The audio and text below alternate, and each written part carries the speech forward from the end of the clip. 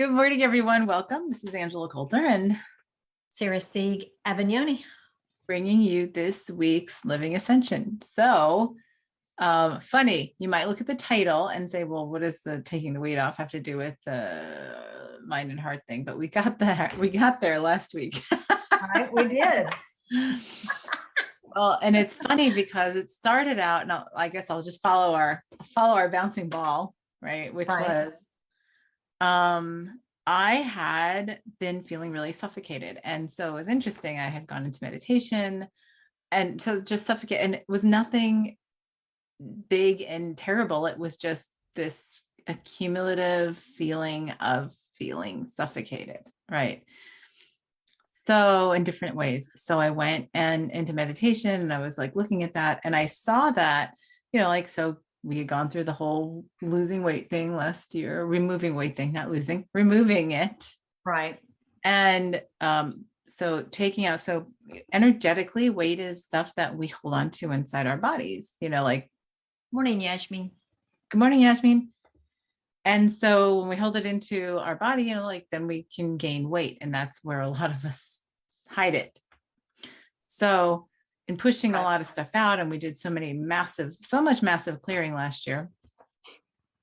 I did so much massive clearing myself last year that I realized that I had sort of pushed it out of my body, but yet I let it still be in my periphery for whatever reason. It's hanging out. Yes. And so I didn't even see. Well, I did see that. In my meditation. And then I saw something even more so in a session with a client. And I was like, huh. So how that came back around was looking at with this particular client, we're talking about shifting from this ideal of being like-minded with others to being like-hearted with others, and it's funny because when we have conversations in the spiritual community, I always try to, I don't want to say correct that, shift that wording. Like when somebody says, oh, I'm looking to find more like-minded people. And I'm always like, yeah, I really am focused on finding like-hearted people, which is much different.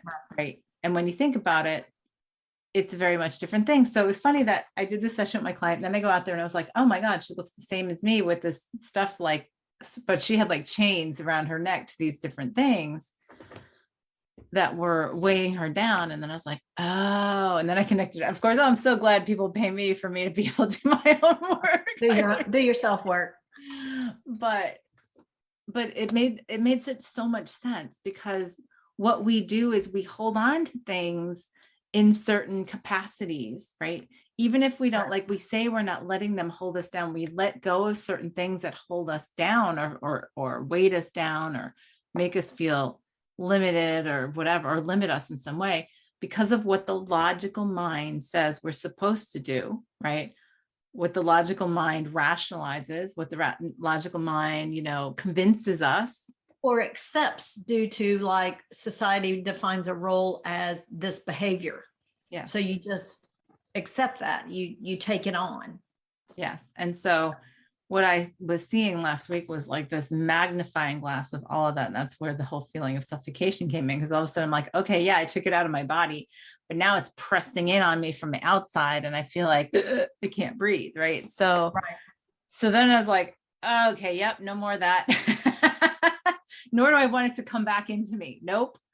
Pushing it, letting it go, not pushing it away because that's like resistance, but it's sort of right. So what I've been doing is focusing on shifting, and it was like, okay, we can cut the cords all we want, but if the mind believes it needs to be connected in a certain way, it will reattach them. Right. Because it's almost like a two-step process. I noticed this weekend when I was sitting with all this is I would find that I would feel someone imposing like, well, you should do this. And I even so much as said, I know you're not telling me what to do. I know you're not, because that would not be acceptable. But there was a second step to that too. I was willing to accept that and allow that to follow through with my behavior.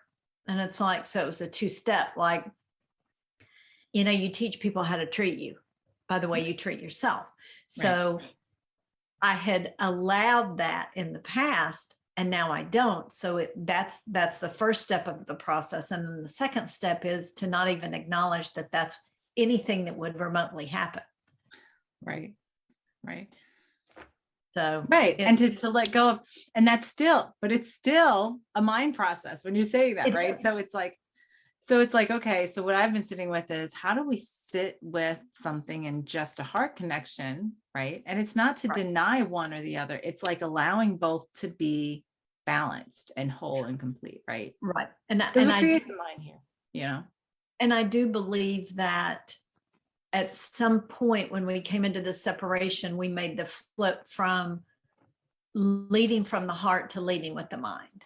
Mm-hmm. And it's just a question of, everyone talks about the pendulum. If it goes all the way in one direction, it has to go all the way in the other direction to come back to middle. And I think that we are attempting to come back to middle. We don't necessarily need only heart-minded. We need that nice harmony and balance and allow the communication and the I always think about the heart directs and the mind follows through. Mm-hmm. And that way it leverages the best of both. Right. And, you get into judgment when you say best or worst. I was going to say, yeah, it's a lot easier said than done because we're not used to doing Absolutely. it. Right? So we can say, oh yeah, that's great. And then we could do something just the opposite. Well, especially if it's something that triggers us, right, or if it's something that is new to us, so it creates a little bit of anxiety, or we find ourselves stepping into a situation that we're not familiar with. Mm-hmm. We tend to fall back on our previous tools, which is the mind. Right. Because and the ego is just so like willing to say, hey, I got this. I can manage. Right. Let me control. I love control. Let me control. Right. Exactly. Exactly. And so, it's interesting because it's like, okay, we can let go of, say, all right, I've let go of, let's give some examples, right? We can let go of a role that we've had, right? Say, here's an example. I've let go of a role, like, okay, when your kids grow up, right? What do? You let go of a certain role that you had as their primary caregiver, right? And then they become adults. Or not even adults, even when they become teenagers, like you change your role, you change your piece in your life, right? So in your mind, it takes a while to adjust that role, right? But if you go at it from the heart, it's, well, I'm still connected with them, right? But I allow the guidance to lead, which is coming through the heart, the mind can just support that, right? And it's going to be fluid, much more fluid and flexible, because it's going to change moment to moment instead of saying I have to have this role, right? But then in the logical mind, we say, well, culturally, mothers are supposed to be like this. Culturally, like this. Yes. This. Yes. Right. Well, and when you have multiple children, I've always heard that you learn on the first one. And then the subsequent ones are so much easier because you've already done it. Mm-hmm. So essentially that's what we're saying is once you get more comfortable with this process, it becomes easier to apply it to other things. Mm-hmm. So, and as with the children example, the schools sometimes help you with the process of letting go more as they move up in grade. They take on more responsibility, and I believe the goal is to help the parent let go and allow the child to develop that autonomy. Too many, unfortunately, other things interact. There's more bullying, there's more peer pressure, there's all kinds of other things that make the parent go, oh, nope, I need to step in. I need to intercede. But I think that the goal is to support the parent in letting go and allowing that shift to I'm here when you can't handle it kind of thing. Well, but that's even a thought too. That's the whole thing is like, so then we're like, oh, well, what if it's just, I'm connected to you. We're connected. Right. I love you. I'm holding a space of love, and whatever that is going to manifest itself as, I'm free to do that, right? It doesn't have to be this way. I don't have to Right. do it in this manner, and that's what I've been looking at all the weekend. I'm like going, wow, because we have so many things with our spouses. Well, okay. Like when we talk about the 5 love languages, well, what's a language? It's something that comes out of the mind, right? So Right. it's like, Right. okay, well, I show you how I love you this way, right? Or I show you how I love you this way. And it's like, or this person shows me how they love me this way. And then in the mind, it's already calculating, well, if I do this for them, right, they will perceive that I love them instead of just allowing the connection, or Well, and vice versa. we've become so dependent on it that the mind is so fast and so efficient at this that it's 20 steps ahead Right. before we even realize. Right. So this is like a huge untraining. Right. It really is. It Yeah. really is. And I really think that this is another example where presence comes in. What is for me here in this moment, which, because the mind's already, minutes to hours to days to months to years in the future, instead of just right here in this moment and what's here for me right here. Yes. Yes. And it's, if we took, and then in a way, so this is the scary part to the ego. By doing that, we take out hierarchy completely, because Right. there's now and there's not, there's now, there's only now. There's Right. only now. Right. Right. So when we take out hierarchy, because in hierarchy, we do, oh, I have to prioritize doing this with my husband or wife. I have to prioritize doing this for my husband or wife. I have to do this, prioritize doing this for my work. I have to prioritize, like prioritizing this for my friend or with my friend or for me, or and like, so then we have this hierarchy instead of the now of what is there for me to do right now. And if I do it from wholeness and completion and love, what does my heart tell me? What a different energy that is.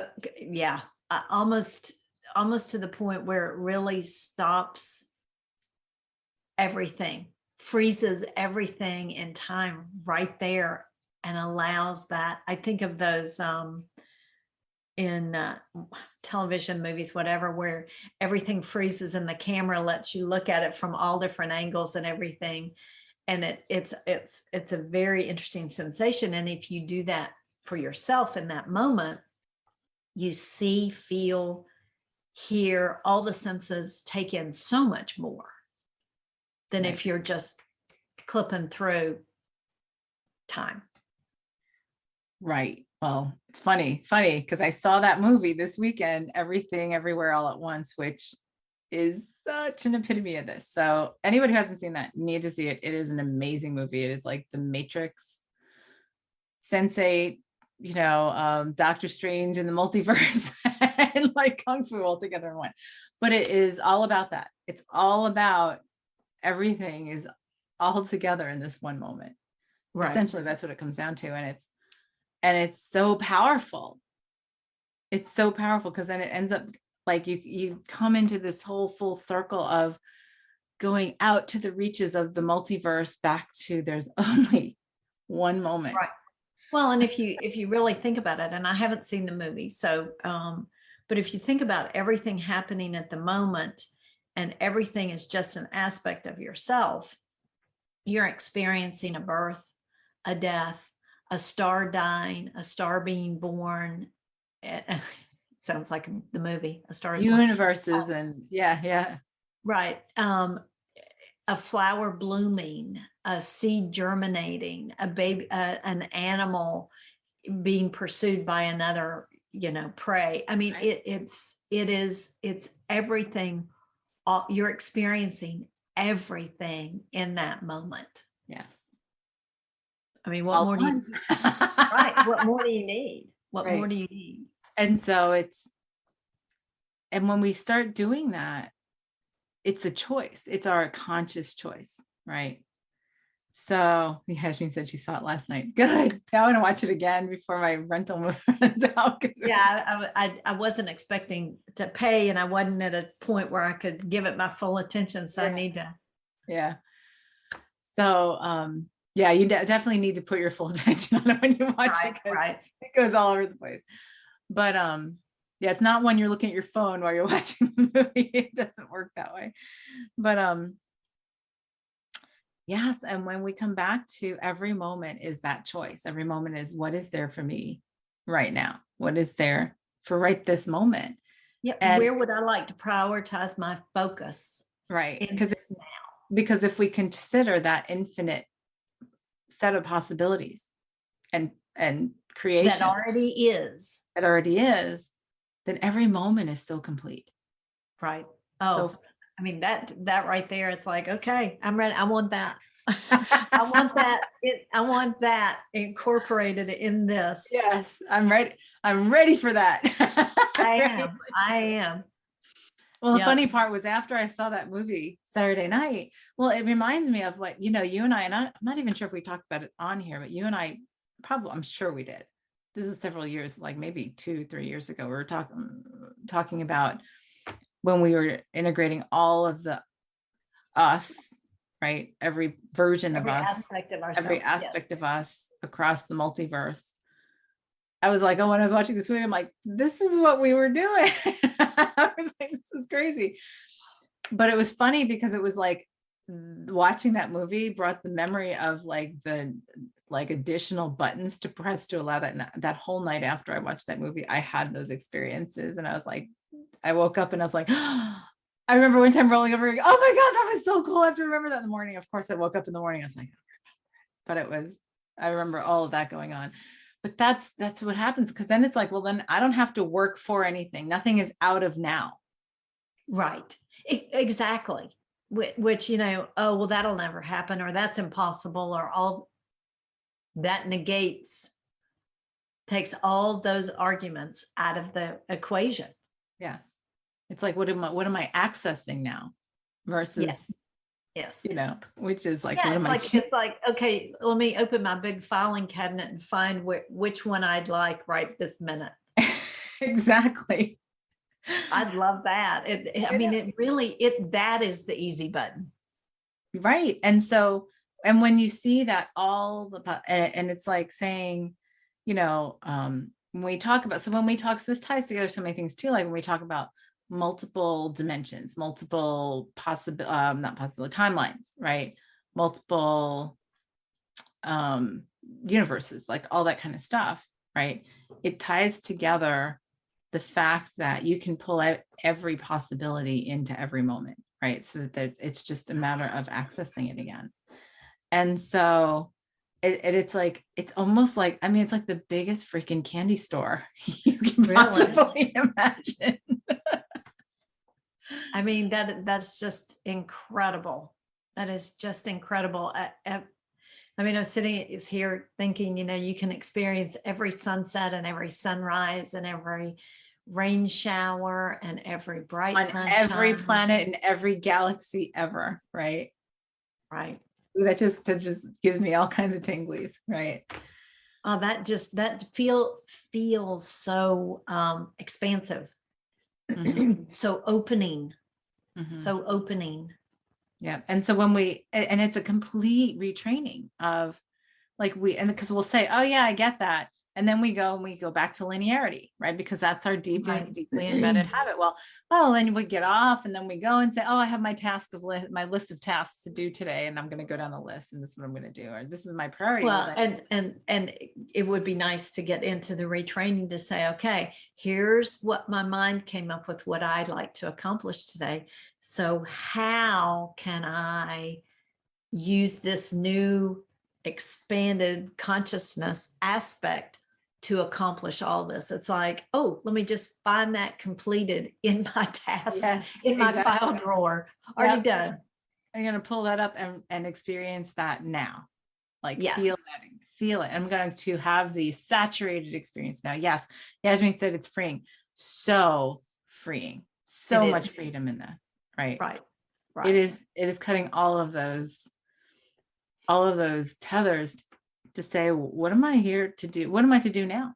Right. Not what do I have to do? Because what do I have to do is an egoic thing. Like that's a prioritization thing. It's almost like, what have I already done that I want to find? Is it like, what do I want to do again? Like, what do I want to recall? What do I want to recall now? What if we Yeah. did that? What if we just spent a day saying, what do I want to recall now? Like, Right. Well, and I've heard a lot of people who, you know, tell you to take the overwhelm out of your to-do list and only keep a list of your done list, mhm, and list all the things that you've done. Well, even your to-do list is things you've already done because it's already there. You just find it, access it, yeah, envision it, yeah, feel it. yeah, yeah. It is freeing. And it's funny because as I even say things like this, right? So it, I realized, part of the whole suffocation thing is how we feel we have to be around family and friends, and you like the role, Situation, the circumstance. situations around them, Mhm. and how to Right. deal with them, and what has to be prioritized, and like all that kind of Right. stuff, right? I And the mean, it's more, even things that we think are stress relievers, like your pets. mhm, You have to maintain a certain behavior, or believe you have to maintain a certain behavior or a certain ritual or routine, or right. yeah, and so it starts. So what happened was I pushed all that out, and it was just starting to pile up and pile up, and I was like, okay, I'm juggling, juggling, juggling, juggling, juggling. Then I'm like, oh my God, I'm exhausted. I can't breathe because I can't. I'm like, my stuff Right. now is getting to the bottom of the pile. And how is that when I profess to take myself as my priority, right? Right. Well, and it's your passion, and it's your, I used to, things that gave me pleasure, like creations, and whether it's painting or sewing or any of those things, was at the bottom of my priority list because I felt obligated to do these things first, to check in the box. And if that's my passion, why would that not be first? Right. Because that would fuel me through the other things. Right. Well, and the other things tend to then take care of themselves or get taken care of, or you realize the Oh, true it's importance. really not that important. Right. It's really not that important. And it was funny because I was thinking about it before I went into meditation, I was sort of contemplating on it. And I was like, this whole weekend, I sort of set myself into that mode, just see how I could do it. Right. Right. See how Right. to, and it was a very full weekend. Hmm. And I barely remember a lot of stuff, except I know I did everything everything that I wanted. Like it just all Right. flowed, right? But I don't Awesome. even know, like there was like very little delineation because it was just like one thing flowed into the next. Because it was like, Right. what's this moment? What's this moment? It was funny because I've been wanting to see that movie, and Hmm. we had some other plans that got canceled or whatever. And it was like immediately, it was like, oh, that's because this moment is for that. And it was Right. like so Right. immediate, like there was no thought. And I just said, oh, look, we can rent this. This is what we're renting. Like, this is what I want to Right. rent. Right. And One you of the follow, things, one go of the ahead. things that I found surprising this weekend was, once I came into the realization of participating in maintaining the structure that my mind had created, Mhm, I then noticed how I was precipitating and, oh gosh, what's the word? Perpetuating mhm. with my behavior. And here I think that it's me being, the victim, Right, when I right, was actually participating its perpetuation. And it was right. like, oh, I know I'm not doing that anymore. Michael says, I know you both have been preaching about it for a long time, but meditation daily is key. After this weekend of making it the priority, it really helped me prioritize what's really important to do for me right now. Yes. Well, because that brings you into the present. Right. Yeah. Yeah. It It is. It does. is one of the few things we do preach. I will Yes. say. But well, because it is a practice of bringing yourself into the present. It is a practice of taking away Right. anything but right now. Right. And, I like to think of it as it's a present for yourself. Mm-hmm. It's a gift. Yes. It is the epitome of self-care. And it's one there's no right or wrong way to do it. The key is to do it. Yes. Even if it's 3 minutes, 5 minutes, 45 minutes, however long. And it's I don't know, I find it so nourishing to that inner being, that Right. inner self. Right. Last week, I was asked to do a meditation for in this online community thing that I'm a part of. It has nothing to do with spiritual work or whatever, really. And but it was just like this whole discussion. And it was like I was asked to do like a 10-minute meditation. And so I did. It was basically a presence meditation. And to me, it was the simplest thing. But everybody who was there was like, oh my God, that's totally what I need. And da da da. And I never can shut my mind down. And that was so easy. And I would love to do that all the time. I'm like, so do it. Right. Right. And I found that when you're first starting, that one of the keys is, and I take this from the Hippocratic Oath, is do no harm. So don't sit and criticize yourself if you can't quiet your mind to what the ego thinks it should be. Right. Is to be in that place of unconditional self-acceptance of where you are in the moment. Right. Well, and that's the thing, right? That's the whole thing about this is what we're talking about, that the like changing from the mindset to the heart set, right? To say, Right. Because the mindset says, I have to do this way. I have to do this for this long. This is the right way. This is the wrong way. Oh, I'm not doing it right. Blah, blah, blah, blah, blah. The heart way is, I just felt I'm guided to do this right now. I'm going to do it. Right. And there's no like boxes around it to say it has to. What's funny was, I don't know who I was talking to. I don't think it was you. It was somebody else I was talking to later in the week last week.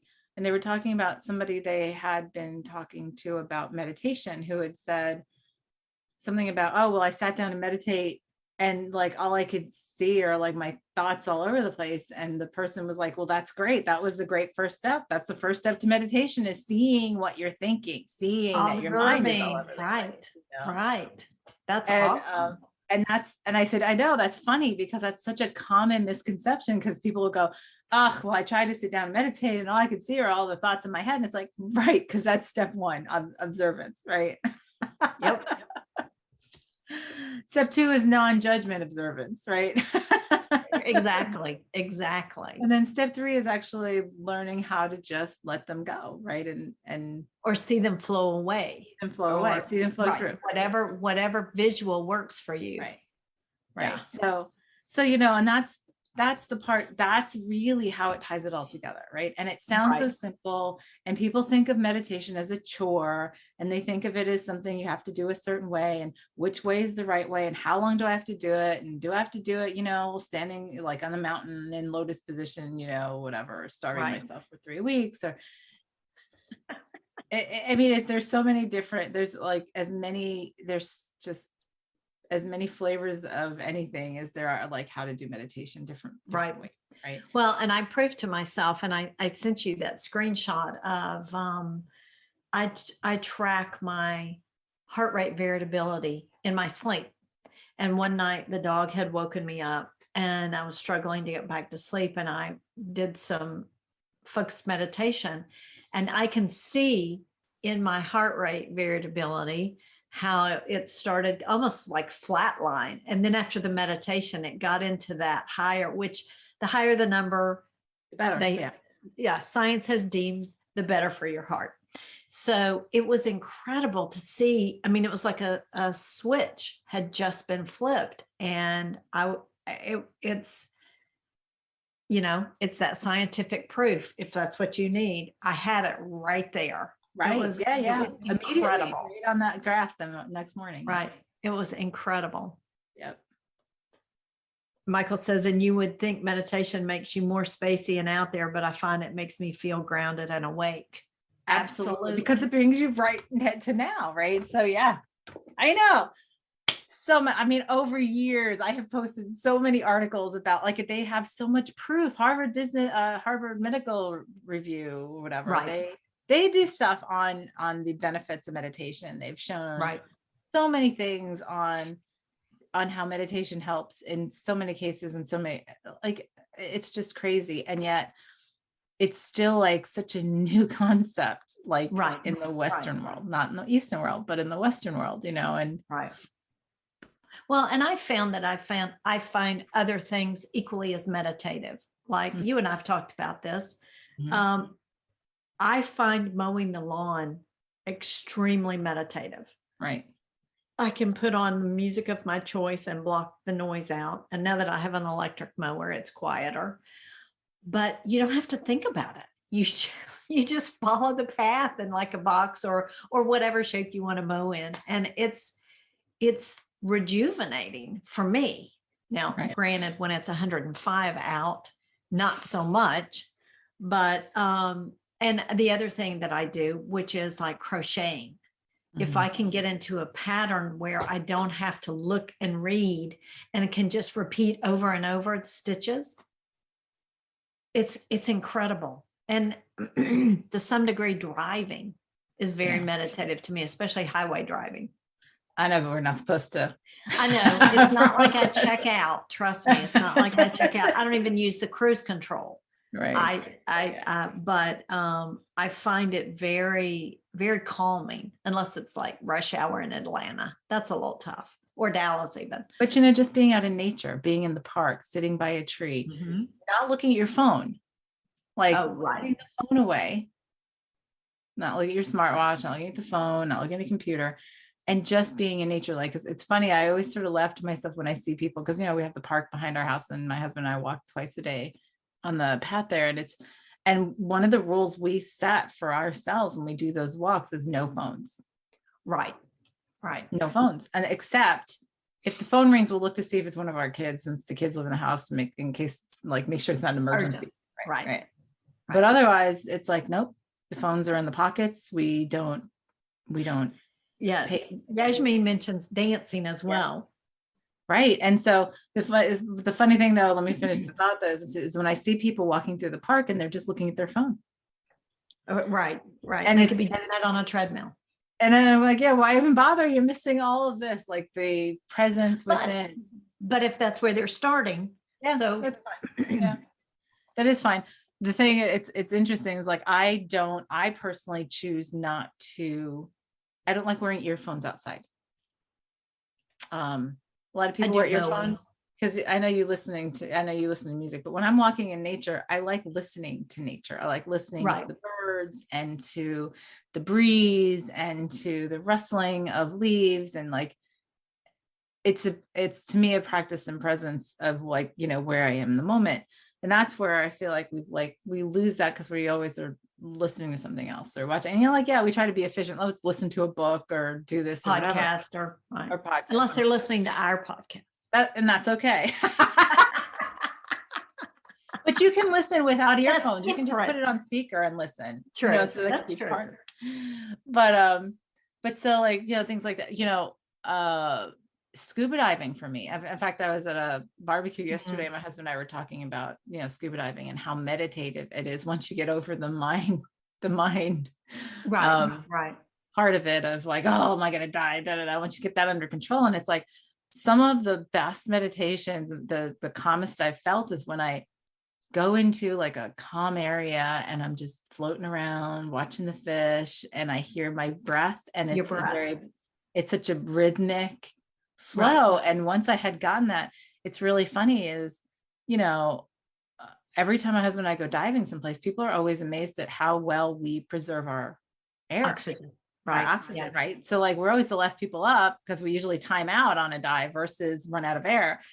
And people are like, wow, like, you guys really don't use much air at all. And it's like, yeah, once you learn the rhythm, and then it becomes meditative, and then your body is it's just relaxed. It's in the flow. Right. So to me, it's a great meditation. Right. In most cases. I mean, some dives are exciting, but I mean, to me, it's like, I love looking at fish. I love looking at the reefs, especially when you're in a place that's like, 100-foot visibility, like in Cozumel where we went and stuff. So everybody, and that's what I start with when I talk to people is, and what the purpose is of that is really what we're defining today. It's what we're talking about. Yes. It's getting out of your head and back into your heart. It's getting back out of the non-moment and getting into the moment. And some of these things you may already be doing, you're just looking at them through a different lens. Yeah. So if you start looking at the things that you do through the heart mind versus the mind, it's you'll see a richer aspect of it that you're not acknowledging. Right. And like another one that's common for people is gardening. Like I love like the thing is getting your mind, because if you get at when the mind's going, oh, this is so hot, it's dirty and blah, blah, blah, blah, blah. It's like when you're like, I don't know about you, but when I'm like focused on and then really present with, say, weeding or planting or whatever, it is some of the best meditation ever because I'm just there in that moment, So Michael asked the question, how can you tell the difference between the mind and the heart mind when you're working through your meditation practice? I tend to think of, if I'm looking at, number one, if judgment comes up, I think that's a sure sign that you're in the mind. Absolutely. If it invokes any extreme emotions like fear, anxiety, I think typically that's an indication that there's the mind playing a part in it. And the words have to, need to, should, must, can't, that's typically the ego interceding. And for me, it's a question of how does it feel? Yes. The feeling is the heart part. The heart part, not the hard part, the heart part. Right. And if it feels stressful, it still could be the heart part with the mind trying to wrap around it. Yeah. Yeah.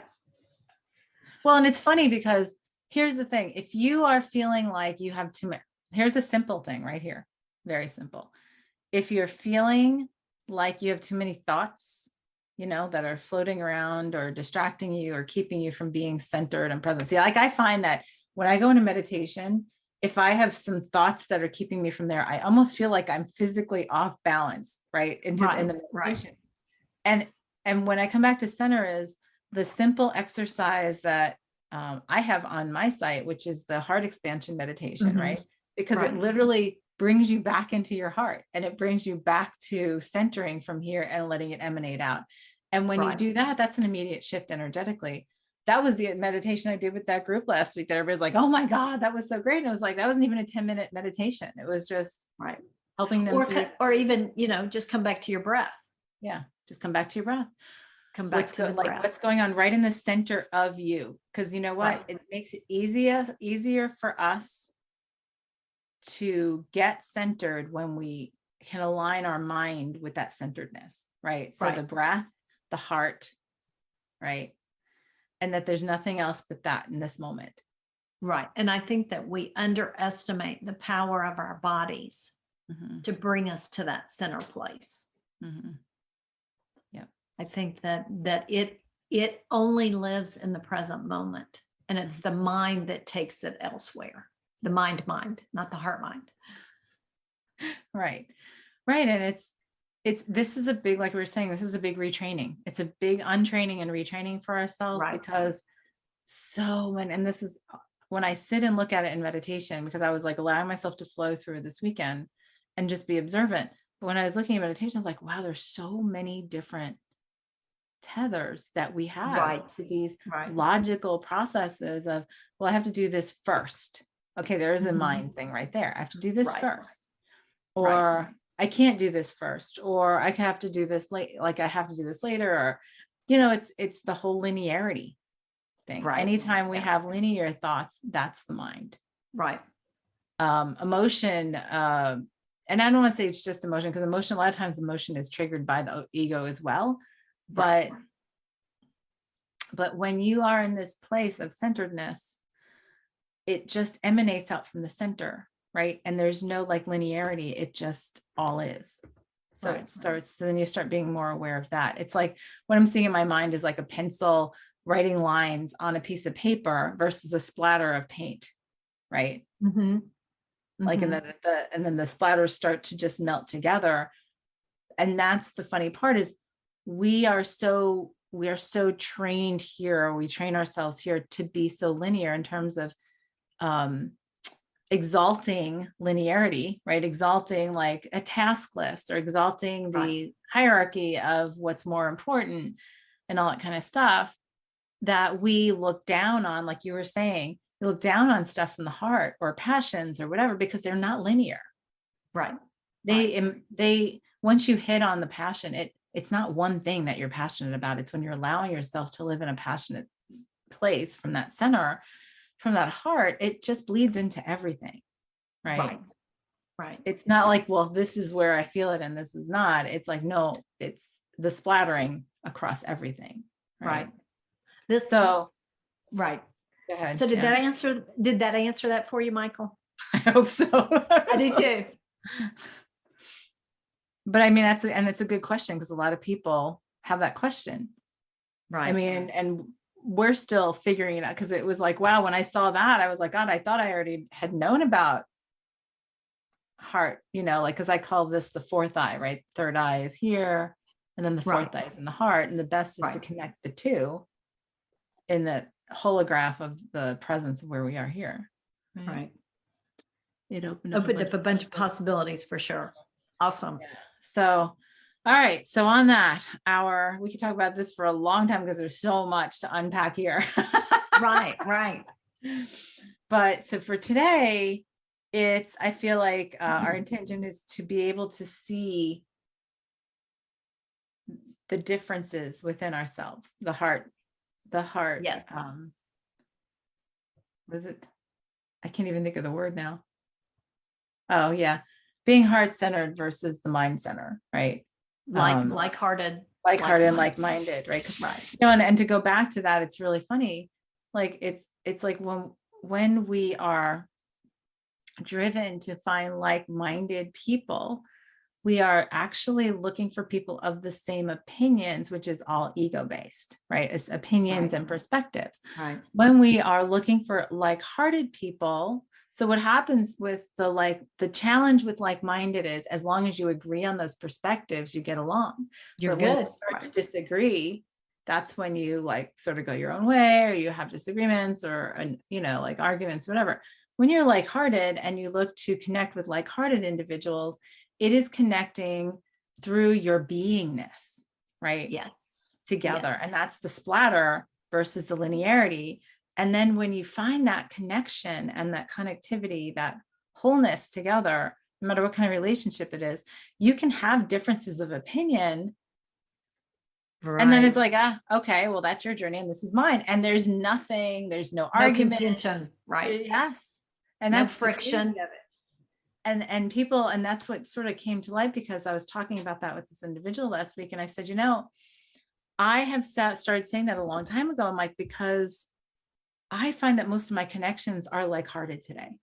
And, my 26-year-old, my almost 26-year-old was she always marvels. She's like, well, you can get along with like anybody. Like, I don't know how you can get along with people who have such, some very different views from you and whatever. And I'm like, because that's just incidental. Right. Because we find our common ground and that's where our hearts are. Right. You're able to look past the mind. And I think that's the problem with the world. Maybe that's what we're screaming at each other and ourselves to begin to do with all this chaos and the bipolarity in the world, because we've lost, like that like we don't have that cultural practice of finding like-hearted. We're all about being like-minded. And if you're not like-minded, well, then you're wrong, which is all minded. It's all ego. Right.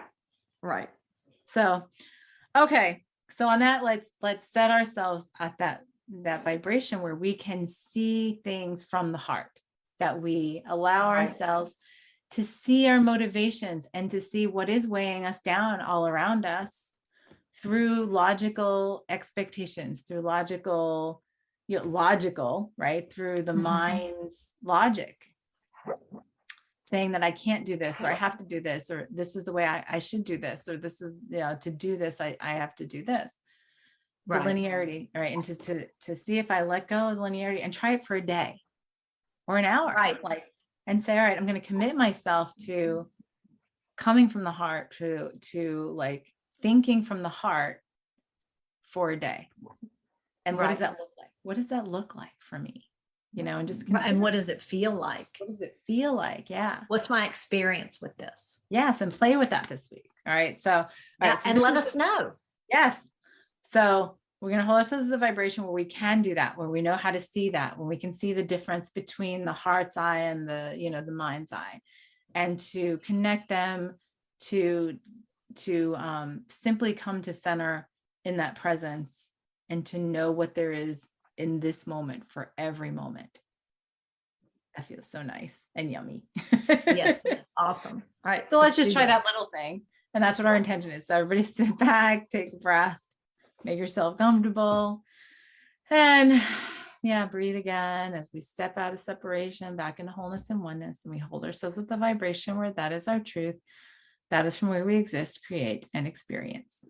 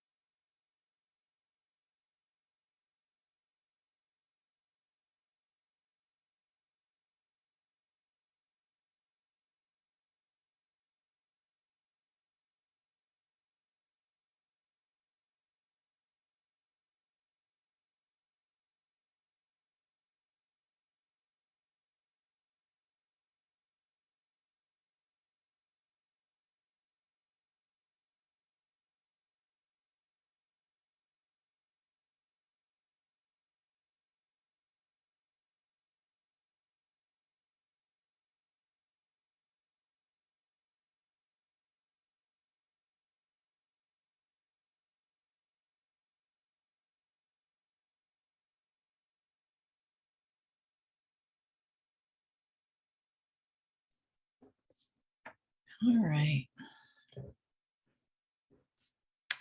I really want to just stay there. When you spoke, it almost scared me. I don't know where I was, but it was not here. Well, it's funny because I was so out there. That felt like 2 seconds, right? And I sort of startled because of a sound and opened my eyes, couldn't look at the phone. I was like, oh, the time has already been 10 minutes. I was like, okay, I guess. Wow. I was like, all right, I guess we'll come back now because I was just getting started in that. It felt very good. Really did. Really did. It was I just felt like I enough. went all the way down to that cellular level where at the cellular level, that integration is so seamless with, those things that need to happen for cellular respiration and cleaning the cells and all that just automatically takes place. Yeah. So that the heart of the cell can continue on and do what it, without thought. And Right. that integration was just so Yeah. seamless and incredible. Michael says it felt like coming home. Yeah, it really did. Right. Awesome. Because it's sort of like you left out all your crap at the door. I just came into the moment. Right. It was really nice. Yeah. So play in that this week. I mean, really, Right. this is so like primal, like of everything else in consciousness. And I feel like we've talked about it so much, Right. but really not honed into this, because this is where there's Right. all of this the little stuff that we still have that's holding us down or holding us back or suffocating us or however, because we allow it, because it's distracting us from Right. so. And please share your experiences. We'd love to hear your thoughts and what you experience, because there is no wrong. Right. And also, as we know, everybody really can be helped with this kind of stuff. So absolutely, please forward and share this information on. Michael says maybe this was what the pandemic was all about, getting out of the mind and into the heart. Yes. And Definitely have had an opportunity to practice this. And we've been saying that, but unfortunately, some people went to the other extreme. Right. But right. Maybe not, unfortunately, it's just maybe part of that cycle of learning to have to break, Right. But yes, absolutely.